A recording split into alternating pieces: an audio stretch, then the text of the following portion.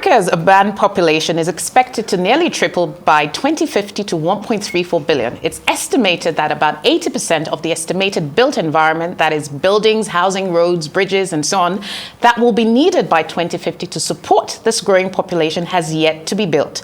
So it will be vital to invest in housing and infrastructure that makes efficient use of building materials and uses building processes that are less energy intensive in order to lower greenhouse gas emissions, but also those processes that deliver buildings that are resilient, livable, and most of all, safe. There are many actors involved in the building process, from engineers to architects, from surveyors to building regulators and bricklayers. Great for job creation, no doubt, but today we thought we would look at this issue from two perspectives. First, how safe and how well regulated is our building and construction sector? And second, what role does proper urban planning and design play in ensuring investment in safe and quality infrastructure and in promoting economic growth? Well, I'm delighted to have on the show today an industry icon and multiple award-winning architect and entrepreneur, once described as Africa's star architect when profiled by CNN, Olajumoke Adenowo. She's a fellow of the Nigerian Institute of Architects and founder of AD Consulting, a leading Nigerian-based architecture and design firm. To name just a few of her accolades, she was named Forbes Woman Africa Entrepreneur of the Year 2020 and the Royal Institute of British Architects' Most Inspirational Women in Architecture. In 2019, she was appointed a visiting professor at the Technische Universität München in Germany. She's an alumnus of Harvard Business School, MIT, Yale School of Management, and others. Just this March, she received a U.S. congressional recognition for her work. Thank you so much for joining me on the show, Mrs. Adenowo. Great to have you. Thank you so much for having me on your show. Yes. So today we thought we'll talk about the built environment. But the first question I really wanted to ask you is, why are we still suffering building collapses and safety issues in our country, in Nigeria? Oh my, there are several reasons, but I'd like to say, first, there's the public side, and then there's the private side of the challenges that we're facing. On the private side, the stakeholders will be the clients, the consultants, and the contractors. On the public side, we have the regulators. The work of the regulators is to keep the public safe from what the individuals, the institutions, and the corporate organizations, their activities in that built space.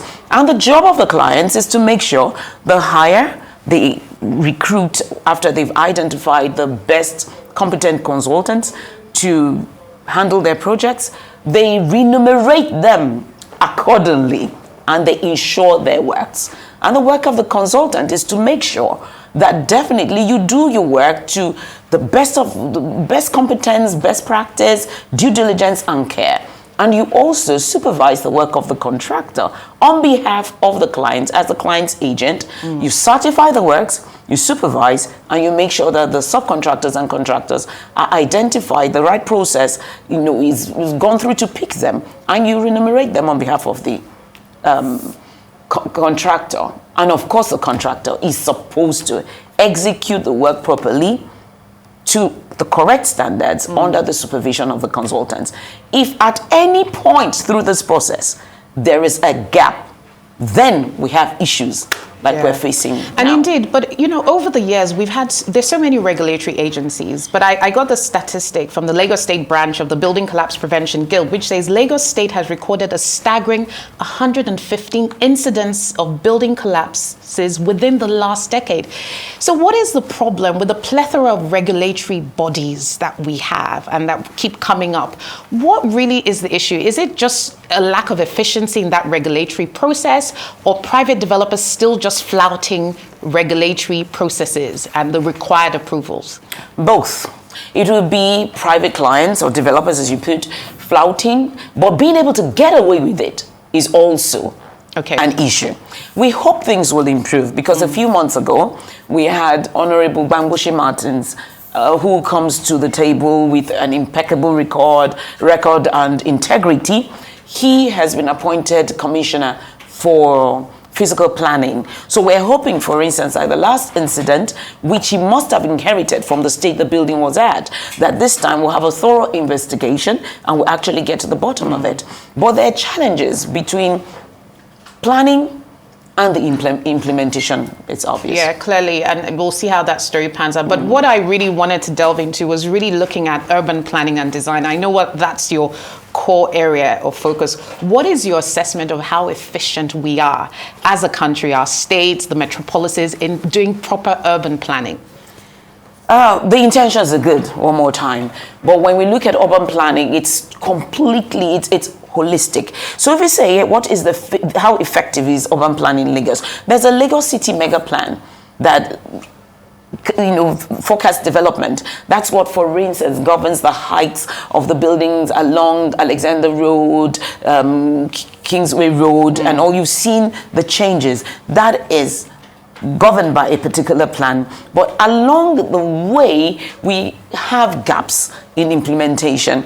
First, starting even from the client side to the professional side, the consultants, and then of course to the contractors and the regulatory. So I think this is what can work. Let's cut to the chase.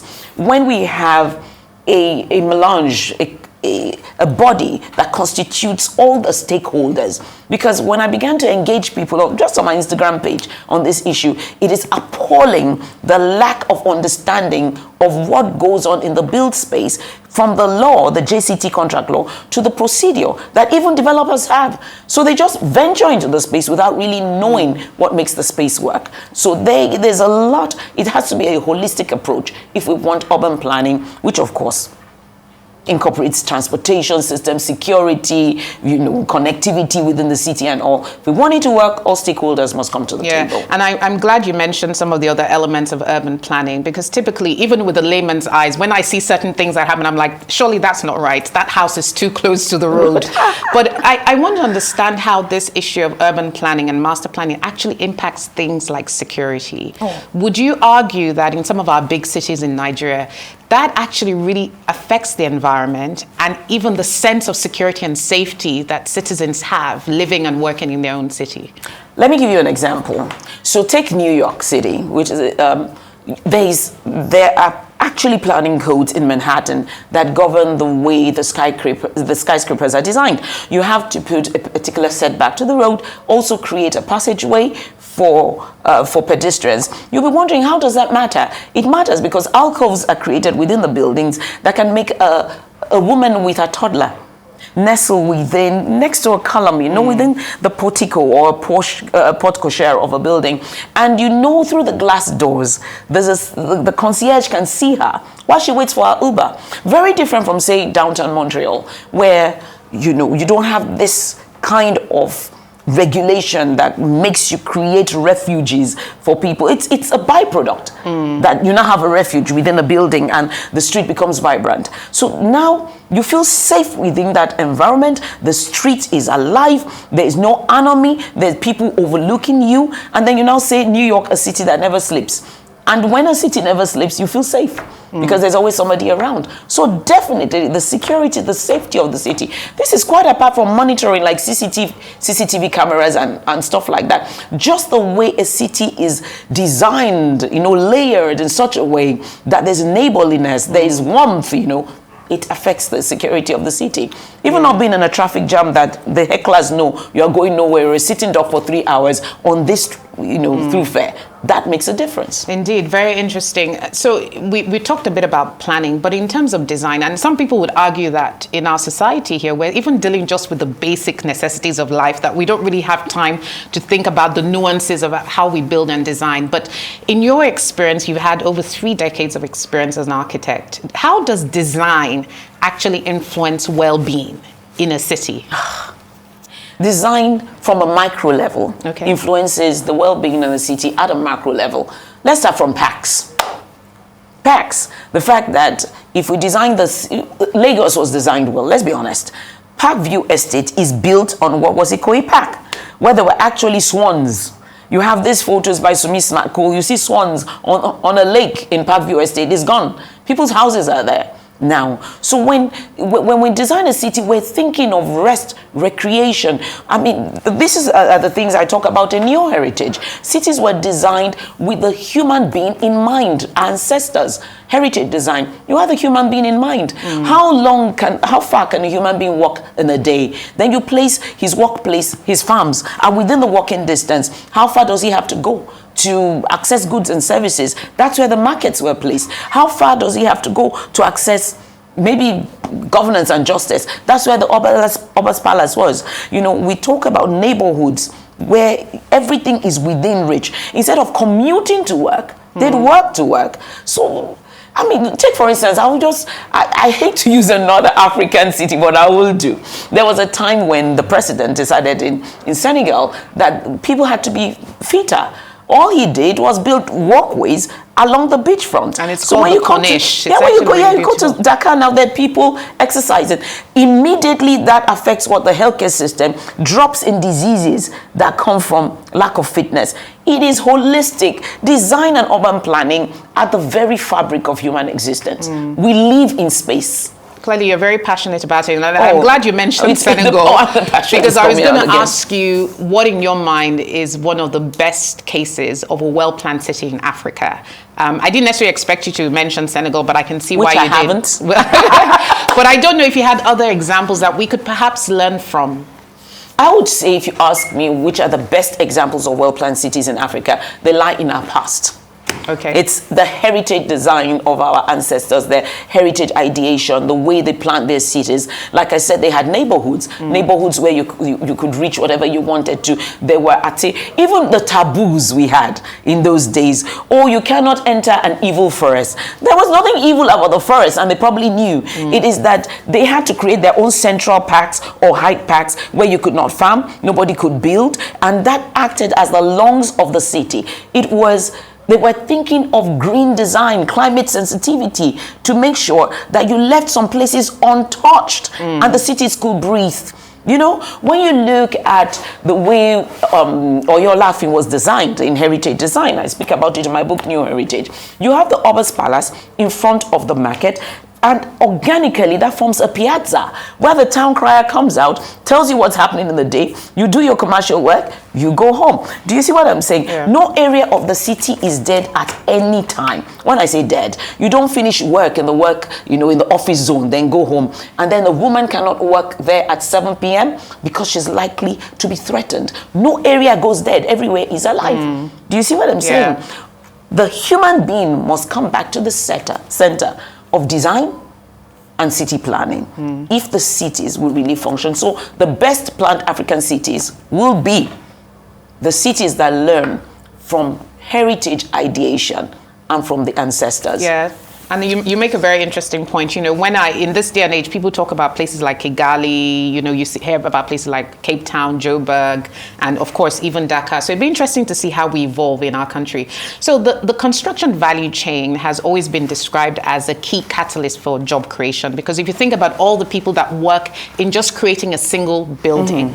And here I saw a statistic that said the global construction sector represents about 15% of global direct employment, not even indirect employment. So I guess my question to you is, how can the sector be better positioned to contribute to growth in Nigeria's economy?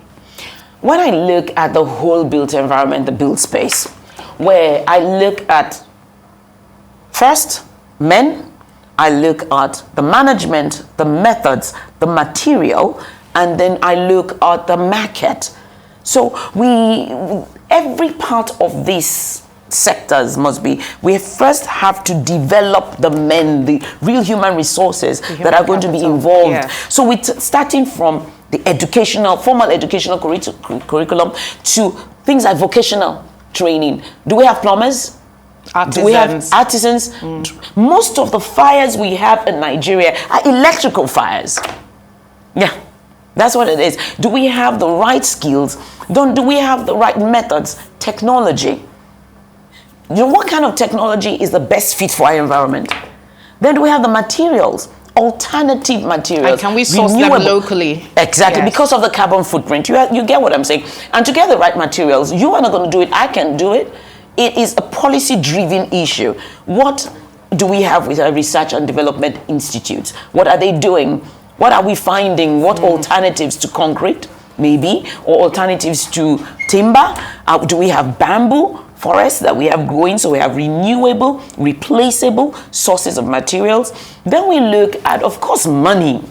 Money, funding for construction is the huge bane of the issues that we have in the country, because we're using short-term funds at 18% to fund construction for long term. It's never done. So when you talk about China and infrastructural development, they have a policy, and they've actually right now sent out their contractors with close to 0% loans to take over the world.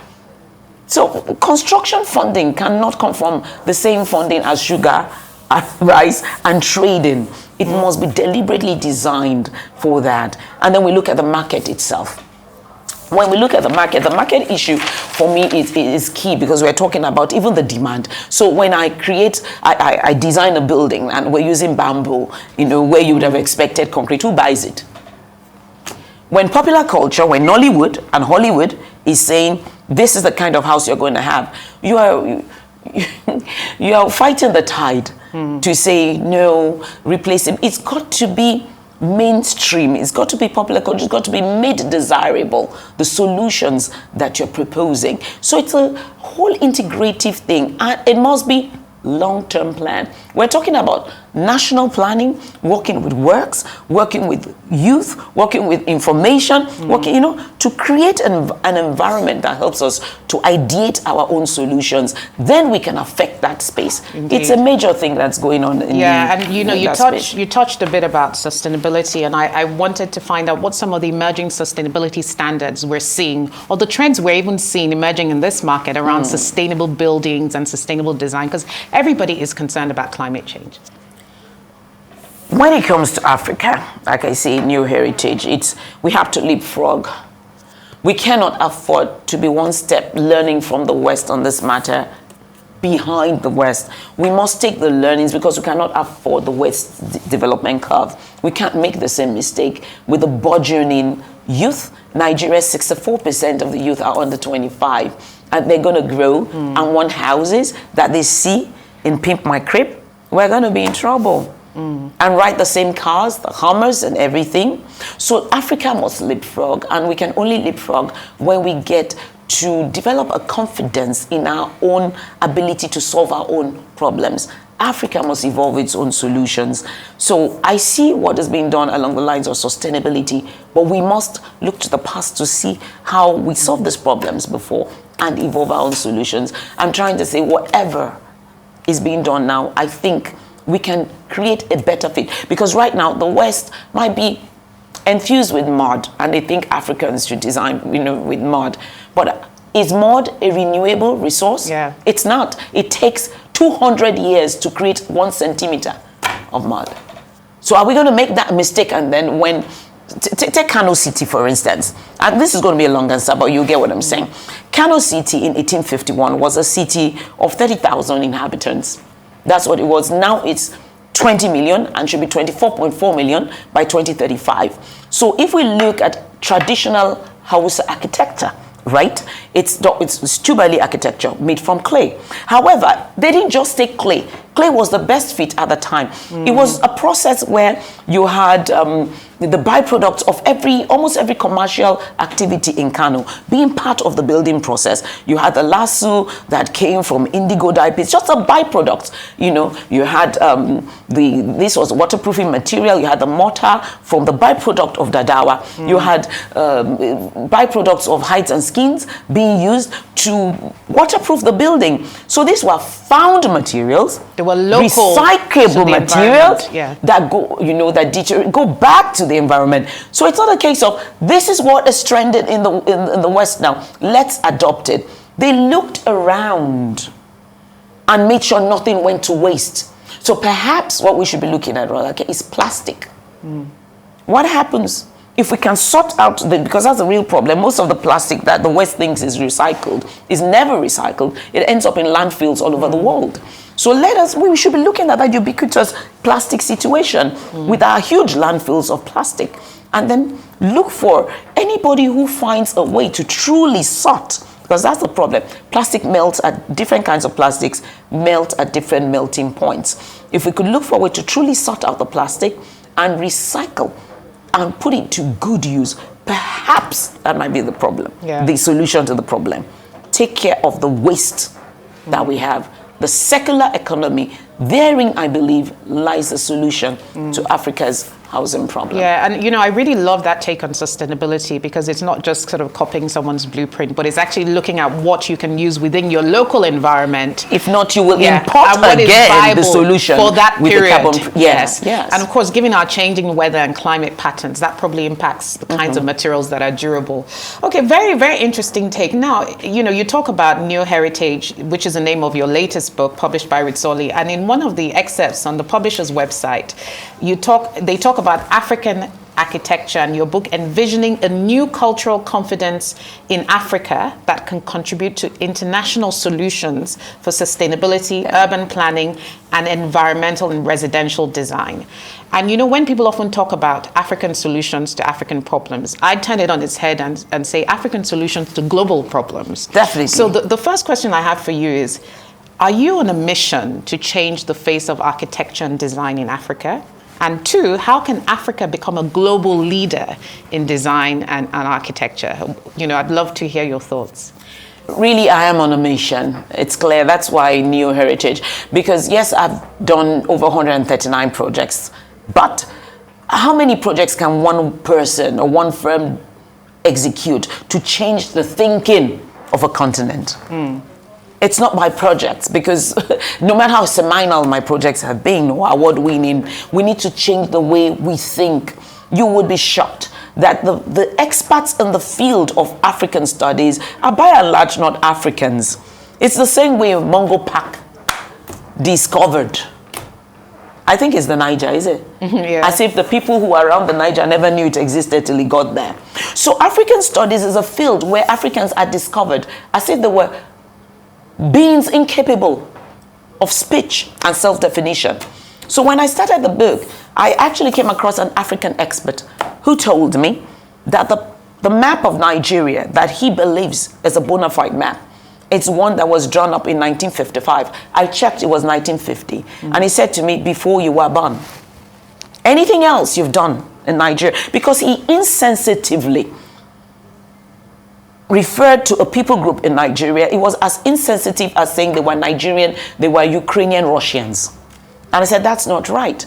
They've not been the same people group for as long as 1967 or 1976. And he told me anything else we're doing in our country is political jockeying.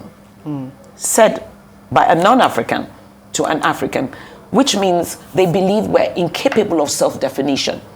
If you do not, that means his subject matter, the African people, are zoom-offs. The way you discover a worm and call it a name.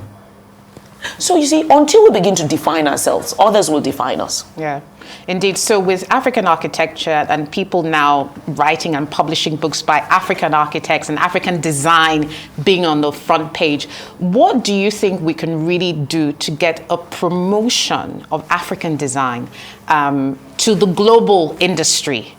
Because we're seeing a lot of cultural appropriation insofar as design is concerned. So what more do the voices of African experts and architects and engineers and civil engineers, you know, how can they come together to really make a mark on the global stage? To be honest, when you say we see a lot of African, actually we don't see a lot of African architecture or anything. This book by Rizzoli, which is arguable the world's leading publisher of art, architecture and design, Neo Heritage, they took a risk on me because I am the first black architect ever Rizzoli would ever publish. They are happy. I mean, I'm grateful for Francesco, Alexia, and Cecilia, and Dr. Delio Luca, who designed the front cover, and Giorgio, who worked with me. But it was a risk. So there are not many voices. The voices that usually are, I checked, are inaccurate. But since they're the only ones speaking, it becomes accepted. I have seen publications with the palace of the Emir of Kano called the Palace of the Emir of Kaduna. And Kaduna does not even have an emir. Why? It was a colonial creation. Yeah, and it is stamped. It is true. We see people abroad, who have gone away to study, who give all kinds of narrative according to their favored geopolitics on Africa, and they're taken as experts. So yes, we need more credible voices, speaking from within the continent, not from the outside in. Even if they share our DNA, speaking from within the continent with boots on the ground. Thank you. That's I mean, this has been an extremely fascinating conversation that has merged culture, business, politics, construction. So great to have you on the show, Olajumoke Adenowo, Principal Architect and Co-founder, AD Consulting Limited. Thank you very much. I did have a co-founder. Thank you. Thank you. Sorry, founder, Thank not co-founder.